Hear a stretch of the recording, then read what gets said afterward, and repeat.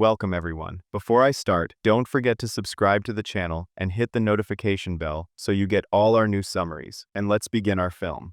The film begins in the dark era of the Acheron Empire, where sorcerers attempted to summon spirits to obtain the secrets of resurrection. For this purpose, they crafted a mask from the bones of kings. This mask was activated by the blood of pure maidens, which indeed summoned indescribably evil spirits, granting their supernatural power to any human who possessed the mask. Thus, Acheron enslaved the entire civilized world, leaving only the barbarian tribes to rise up against them. They succeeded, and the barbarians managed to destroy the mask. Consequently, the Acheron state fell, and each barbarian tribe took a piece of the mask so that no one could try to reassemble it and spread chaos and destruction again. However, a prophecy foretold that one day, a man would attempt to reassemble the mask and rule the world anew. They also killed the sorceress responsible for all this magic and destruction. Afterward, a fierce battle ensues between the barbarians and their enemies. Here, a man named the Barbarian appears with his wife, who is pregnant. She is struck a fatal blow and is about to die. She tells him, "I must see my son before I die." Immediately, he takes a dagger, cuts open her belly, and the child is born without any magic or witchcraft. After seeing her son, whom she named Conan, she dies. Years pass, and Conan grows up. His father had gathered children his age and was giving them motivational words about the strength of the barbarian. He gave each of them an egg to place in their armpit and told them to race to the hills. Whoever returns without breaking their egg will join them in the war. The race begins, and everyone starts obstructing each other's path to be the one who wins. Suddenly, a group of the barbarian's enemies appears. At that moment, the children become afraid and immediately retreat, except for Conan, who is determined to confront them. He goes to them and is surrounded from all directions, but he was brave. He took his weapon and began to attack them one by one, and no one could stand against him until he finished them off. Not only that, but he also cut off each of their heads. He returned to his village, carrying the head of every man he had killed. It was then that Conan's father and the entire village realized the extent of his strength. Afterwards, his father took him to their blacksmith workshop, where swords were made. He told him, "I am making this sword for you to use one day. But first, you must understand the sword." He began giving his son some advice about courage. The next day, he was training him, but his father overpowered him, threw him into the snow, and walked away, leaving him there. This upset Conan, and he began striking the trees in frustration, until he attracted the attention of an enemy army heading towards their village. The villagers also noticed, and began preparing for battle. The attack between the two sides began. It was an epic, not just an ordinary war. The enemy was extremely savage and ruthless, showing no mercy. They did not distinguish between the elderly and children. They killed anyone in their path. As for Conan, he ran to save his father, who had just been struck by an arrow and brought to the ground. They took him to the workshop, and there he met the leader of the enemies, whose name was Calm. He had come for the last missing piece of the mask. This was the man the prophecy spoke of, the one who would reassemble the mask. He told the barbarian, "All the tribes have pledged their allegiance to me. They consider that I will become a god henceforth, all except you. Pledge your allegiance and tell me where the last piece of the mask is, and I will, of course, spare you." All this, his son was watching from afar, but when his father refused to speak, they struck him. This made Conan attack and cut off the man's nostrils. However, he ultimately could not overcome them and was immediately restrained. Then Merrick appears. She is Calm's daughter and also a sorceress, having inherited magic from her mother, who was burned long ago. She began to sense the scent of the piece they were looking for and used her magic to track it until she could locate it. With that, the barbarian was no longer of any use. Therefore, Calm ordered the place to be burned down with him inside. He left molten metal hanging over the barbarian's head and held on to Conan's end of the chain. This meant that if Conan let go, the metal would fall on his father and kill him instantly. He told his daughter Merrick that once they found a pure-blooded maiden, he would use the mask's magic to bring her mother back to life. Then he left. As for Conan, he was trying to help his father, but his hands, from the constant strain, were now bleeding. His father said to him, "You cannot save me." He bid him farewell, let the metal fall on him, and died instantly. We see Conan's hands, now completely bloodied, and after many years during which Conan traveled to all lands, killed some, stole some, and attacked the high walls of Vina. Here Conan appears, now grown. Despite all he had done, he still hadn't been able to reach Calm, the one who killed his father. After that, Conan's companion appears and asks him, "Why do you want to attack the village of the slave traders? The Calm you're looking for isn't among them." Conan replies, "Because I hate injustice. Those slaves must be freed." Here, the oppressed slaves are shown being tortured. Conan and his men attacked the traders of the village, eliminated everyone everyone there, and also freed the slaves. His companion told them, "From now on, you are free." When night falls, he and his companions are staying up in a small tavern. A masked man enters, and Conan realizes this is the man whose nostrils he cut off before. He had come looking for a thief who had been evading them. Conan noticed him, went and spoke to him to draw the masked man's attention, and indeed got what he wanted. He strikes one of the guards, takes him along with the thief, and goes with them to their hideout. There, Conan asks, "Where is the leader?" "The masked man, I mean." But this guard kept mocking and belittling him. Conan didn't like that, and even while restrained, attacked them one by one. Then he went to the guard who was belittling him and asked, "Where is the masked man?" The guard said, "Inside, in the torture room, but the door is well locked, and only I can enter there." Conan then went to that room where the masked man was torturing the thief. He knocked and let him know he was the guard, so he opened the door immediately. It's then revealed that Conan had cut off the guard's head. He entered, killed everyone, leaving no one alive except the masked man. The masked man said to him, "Remember me? I'm the one who gave your face a makeover long ago." Conan asked him about Calm while torturing him. The masked man said, "He used to be a bandit, but now he's become a legend, spoken of throughout the lands. His name is the Shadow Lord, and you'll find him in the Forbidden Forest." But a thief told him there was nothing there but corpses and bones. Under Conan's torture, the masked man then told him about the route Calm would return by, the valley path in Shibor. He also told him that Calm had his daughter with him, and they were searching for a girl of pure blood from the Acheron monk lineage, and that Calm was obsessed with black magic, had no religion, and owed no allegiance. From there, Conan got the key to the entire prison and forced the masked man to swallow it. He took him outside and told the prisoners, "The key to your freedom is in the masked man's stomach." The prisoners then attacked him with knives to cut open his belly. After that, Conan left them and walked away. But the thief said to him, "My name is Ela. You'll find me in Argon, and I can open any lock in the whole world. Come to me whenever you need me." We go to the convent in Acheron with this monk and this girl, whose name is Tamara. She is the pure-blooded girl that Calm is searching for. The monk then said to her, "Your path is clear before me. A knight will take you on his horse, and destiny will unite your paths. He is the one who will return you to your homeland." On the other side, we find Calm has arrived at this convent with his men, because Tamara was there, and Conan was also preparing to arrive there. Conan told his companion his plan, and when his companion asked to go with him, Conan refused, saying, "This is my father's blood debt, and I will take it myself. Let's go to the insane Calm, who broke the convent's gate and attacked those inside. He had his sorceress daughter with him. The battle began between the two sides. Tamara was also fighting alongside them. The monk knew what was at stake, and that she was important to Calm, so he immediately helped her escape, telling her to go to the convent and hear. He put her in one of Calm's wagons, and sent a few guards from the convent with her. However, one of Calm's guards noticed her, and immediately chased after her with a few others. At that moment, Conan was watching the area, and saw Calm's wagon with its mask insignia. He thought Calm was inside and immediately attacked it, only to find Tamara inside. He realized he was fighting the wrong battle. Tamara was fighting Calm's men on one side, while Conan was slaughtering them one after another on the other. Tamara managed to escape on a horse, but Remo, Calm's personal guard, was lying in wait. He managed to wound her horse and knock her off. As for Conan, there were a few men chasing him, but he dismounted and slaughtered them mercilessly. Soon, only he, Tamara, and Remo remained. Remo said to him, "Hand her over to Calm, and you'll get her weight in gold." But Conan replied, "I want more than that. I want your head and his." Remo then immediately took his horse and fled. Let's return together to the sorceress, who is no less evil than her father. She was tasting the blood of the nuns, and realized they were not pure-blooded. She began killing them, one after another. As for Calm, he was forced to question the monk about Tamara's whereabouts, saying, "You will suffer for one girl I will get, with or without your help." But the monk told him, "There is no one left from the Acheron lineage. I and the monks took this place to stay away from your wars and injustice, because we are people who value life." Calm then said to him, "Based on what authority? Have you forgotten what happened in the forest of Ophira, when your entire lineage hunted my wife like an animal, and you forced me and my daughter to watch her being burned alive?" From here, the monk lost his temper and said to him, "She deserved it. She was following dark magic and harming people to uncover the secrets of Acheron's magic to enslave the world, all based on delusion. You will never rule the world." Of course, Calm heard this and went insane, which led him to kill the monk in a brutal way. Afterwards, he received news that Remo Remo had fled with the pure-blooded girl. Calm reassured himself, saying, I trust my man, he'll know how to get her. But he didn't know that Conan was behind him and dealt him a blow that brought him to the ground, causing him to lose consciousness and faint immediately. Conan then asked Tamara, what's your story? Why do they want you? But she lied to him, saying, I don't know. We go to Calm and his daughter, who asked him, what if we fail to find the pure-blooded one? He replied, there's no such thing as failure in my dictionary. But she said, if I fail, I can still bring the whole world under your feet. My mother's magic runs in my veins, growing stronger within me every day. However, her father was infatuated with her mother and said, but you are not her. The next day, Conan asked Tamara one last time, what's your story? She replied, nothing. Then Remo regained consciousness and told him, she is the pure-blooded one, the last remaining of the Chiron lineage. With her blood, the power of the mask will be revived, and Calm will bring his wife back to life. Through their conversation, Conan learned that Calm would be waiting for him in the valley of Shibor, and indeed, Calm's men were moving there. As for Conan, he also went there and sent a message with him in an armpit pouch, placing it in a catapult and launching it right to Calm's own tent. His daughter took the message, which read, come to me alone at Shibor Fortress. Indeed, the meeting took place there. Calm brought him a lot of money, but Conan refused, saying, I want your life. Calm then told his daughter, kill him and bring me Tamara. She then created warriors from the sand, more than one, and they began attacking Conan, who was fighting them with all his might and was able to handle them. Every time he finished one off, another would appear, but he defended himself very well. As for Tamara, they were trying to catch her, but she managed to escape from them each time with clever tricks, though they wouldn't give up. Whenever one died, another would return until Conan finished them off immediately. From here, Calm was forced to face him himself and asked, who are you and what do you want? Conan replied, I am the one you left to watch my father die. Then Calm realized he was the barbarian's son, Summaries. The two clashed in combat. Despite Conan's strength, Calm was a professional fighter with immense power, to the point where Conan couldn't handle him, especially with his daughter also fighting him. Conan eventually couldn't stand anymore and began to lose his balance. So, Tamara decided to intervene and help him. She took that fire, threw it on the oil, which ignited immediately, creating a fiery barrier between them and Calm. They managed to escape successfully, eventually reaching his ship. He and Tamara immediately jumped into the river. Afterwards, he sat with his companion and told him what had happened, that he had failed to claim his father's blood debt. But his companion said to him, just standing up to Calm, attacking him, and still being alive right now makes you a legend. Then Conan told him, you must take care of Tamara, because she saved my life, so she has become important to me. When night fell, and everyone was sleeping, Calm's men attacked the ship and managed to reach Tamara. She screamed at the top of her lungs at that moment, waking the others. Immediately, Conan defended her and saved her. The attack between the sides continued, and Conan's men were in control. The men fought to the last, defending both the ship and themselves. Even Tamara wasn't letting anyone off. She was also fighting until they eliminated everyone, and were at the peak of their happiness with their victory. Afterwards, Conan bid them farewell, because he was going to a specific place where the thief was, as he needed his help. From here, his companion realized he had forgotten the map with him, so he went to give it to Tamara and told her, go give it to him and say goodbye. Indeed, she went after him, and from their conversation, we learn that they love each other. When night came, Tamara decided to return to the ship again, but unfortunately, she found Calm's men in front of her. She couldn't resist them due to their large numbers, not to mention Calm's sorceress daughter, who rendered her unconscious. When Conan woke up, he learned that she had been kidnapped by Calm's men. His daughter presented Tamara to her father and took some of her blood, tasting it, confirming that she was indeed the chosen one, from the lineage of spirit summoners. Let's go to Conan, who arrived in Argon, the city of thieves. He entered a tavern and started asking about the vault thief, Ila, but our friend here wanted to mock him, so Conan taught him a lesson. From there, he found Ila, who welcomed him and said, you have a favor owed to you, and I will repay it. He took him, and went to Calm's fortress castle, but through the secret door. Here was Ila's turn, no lock could stand in his way. He managed to open the first door, indeed. At that moment, Calm's daughter dressed Tamara in her sorceress mother's dress, the one she was burned in, and said to her, in a few minutes, you will become my mother. You will be a vessel for my mother's soul. As soon as your blood falls on the mask and activates its power, my father will perform the rituals on you. He entered himself and said to her, your death will herald the dawn of a new era for Acheron, and the spirits I summon will melt the flesh, covering the bones of the kings. From here, Conan and the thief enter the fortress through that river. After that, they take Tamara and tie her up in this manner, carving special magical inscriptions on her. At this point, the thief said to Conan, what do you think of me? Before he could finish the second word times, whoop! asterisk a large snake wraps around him. But Conan quickly killed it with his sword and saved Ela the thief. From here, they reached the prison, where everyone inside was essentially food for these snakes, which surrounded Ela and Conan. Conan didn't surrender and fought them off one by one. As for Ela, he ran to this cage and hid in it. Unfortunately, its keys fall into the river, he gets trapped in the cage and can't get out, and he also falls into the river, calling out for Conan, who was busy fighting the guards to save him. Indeed, Conan succeeds in defeating them and manages to free Ela. Let's return to Kam, who took Tamara and his men and were on their way to the Skull Cave to complete the final rituals for summoning the spirit of Kam's wife. Conan and his companion learned about this, and this was their farewell point. As for Conan, he managed to enter the cave and explore it. From here, Tamara appeared in this state. Kam's daughter gave her father the barbarian's sword, which he had made for his son Conan when he grew up. Tamara was wounded to let her blood fall onto the mask, which indeed drank her blood and began to move as if it were a living, breathing creature. Kam put it on, overjoyed, and declared, "I am your new master." At that moment, Conan entered and attacked those present. The ring that Tamara was in was destroyed, and she fell in this way, down that low slope. Both Kam and Conan descended to her below, and the two began to fight each other until that ring moved again from its place and started spinning them right and left. Their balance was disrupted, and Conan lost his focus and fell from it. However, he managed to free Tamara's bonds and told her to quickly climb onto the side ledge before the ring was destroyed with them. He delivered a kick to Kam, knocking him down. But Kam didn't die or even get hurt. It was as if he had 9 lives like a cat. As for Tamara, she was fleeing from the sorceress, who was following her scent, but she managed to escape her every time until she let her guard down, and the sorceress attacked her from behind. The two fought each other until Tamara managed to knock her to the ground and escape. Meanwhile, Kam was searching for Conan like a madman. We see the sorceress who found Tamara, finally overpowered her, managed to knock her to the ground, and was about to kill her. Conan arrives just in time and delivers a powerful blow to her, also cutting off her arm. Tamara seized the opportunity and pushed her over the edge to die so they could be rid of her. As for Kam, he managed to reach Conan and attacked him, saying, "I'll kill you with your father's sword, you son of the barbarian." The two engaged in a sword duel, and they were evenly matched until Conan gathered his strength and managed to outmatch him with several consecutive strikes, eventually bringing him to the ground. From here, the building began to collapse with them inside. So, Conan took Tamara and immediately ran with her. Kam, however, was still looking for him until he found his daughter dead before him. At that moment, he swore to kill Conan. The ground was shaking, and Tamara fell in this manner. Conan was trying to pull her up with the iron chain, but Kam arrived, and the situation from 25 years ago repeated itself. He said to him, "I wonder, will you let her die like your father, or will you save her?" He called upon the spirit of his daughter Merrick to possess Tamara's body. Tamara said, "I feel her spirit inside me, and I can't control it." She pleaded with him repeatedly to let her go so she wouldn't be harmed, or else Kam would kill him. But Conan had decided that no one close to him would die because of him again. He struck the ground with his sword, causing Kam to fall from the high ledge. The spirit left Tamara, and she was successfully rescued. Conan took her to her homeland at the main monastery, and that was their farewell point. He said to her, "Conan will surely meet you again." Afterward, he took himself and went to his village and his father's workshop, which had been destroyed years ago. He remembered the day his father was making the sword for him. He went and presented the sword to his father's spirit.